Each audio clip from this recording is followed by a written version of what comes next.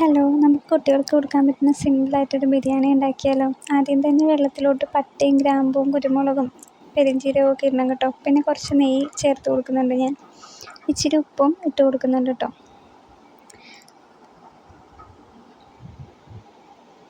അത് കഴിഞ്ഞിട്ട് ഞാൻ ഒരു സ്പൂണിൻ്റെ അളവിലുണ്ടോ അരി എടുക്കുന്നത്. അത് കഴുകി നമുക്ക് ഈ വെള്ളത്തിലോട്ടിടാം. നന്നായിട്ട് തിളച്ച് വന്നിട്ടുണ്ട്. പിന്നെ 2 മുട്ട പൊട്ടിക്കുന്നുണ്ട് ഞാൻ. പൊട്ടിച്ചൊഴിച്ചിട്ട് ഇച്ചിരി ഉപ്പും കുരുമുളകും കൂടി ഇട്ടിട്ട് നല്ലപോലെ മിക്സ് ചെയ്ത് മാറ്റി വെക്കുന്നുണ്ട്. പിന്നെ ഒരു പാൻ എടുത്തിട്ട് അതിലോട്ട് ഇച്ചിരി എണ്ണ ഒഴിക്കുന്നുണ്ട്. എന്നിട്ട് മുട്ട നമുക്ക് ചിക്കി വറുക്കാം.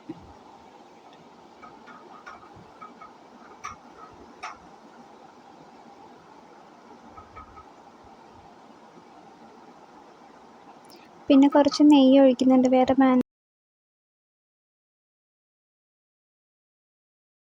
കുറച്ച് വെജിറ്റബിൾസൊക്കെ ഞാൻ അരിഞ്ഞ് വെച്ചിട്ടുണ്ട് കേട്ടോ. അതിലോട്ട് നമുക്ക് ഇനി ആദ്യം കുറച്ച് സവാള അരിഞ്ഞത് ചേർത്ത് കൊടുക്കാം. നല്ലപോലെ മിക്സ് ചെയ്തിട്ട് കളറ് മാറി കഴിയുമ്പോൾ അടുത്തായിട്ട് നമ്മൾ ഉരുളക്കിഴങ്ങ് ഇട്ട് കൊടുക്കണം കേട്ടോ. അതും ചെറുതാക്കി അരിഞ്ഞതാണ്.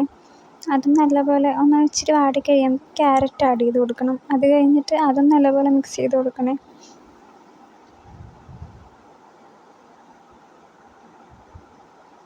പിന്നെ ഞാൻ ക്യാപ്സിക്കവും തക്കാളിയും ചെറുതായിട്ട് അരിഞ്ഞിട്ട് അതും ചേർത്തിട്ടുണ്ട്.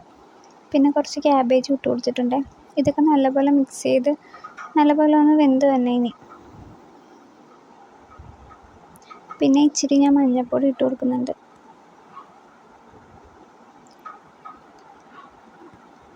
ഇച്ചിരി ഉപ്പും ചേർത്തിട്ടുണ്ട്.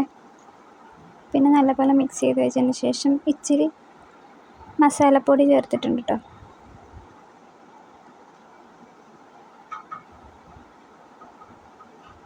നല്ലപോലെ ഒന്ന് ഇളക്കി യോജിപ്പിച്ച് ആ ഒരു പച്ചമണമൊക്കെ മാറണ വരെ അത്യാവശ്യം നല്ലപോലെ ഇളക്കണേ.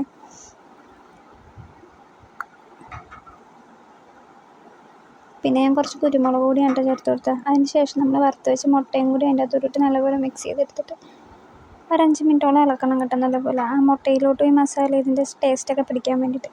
പിന്നെ നമ്മൾ വേവിച്ച് വെച്ചേക്കുന്ന അരി അതിൻ്റെ അകത്തോട്ട് ഇട്ട് കൊടുത്തിട്ട് നല്ലപോലെ മിക്സ് ചെയ്തെടുക്കണം കേട്ടോ.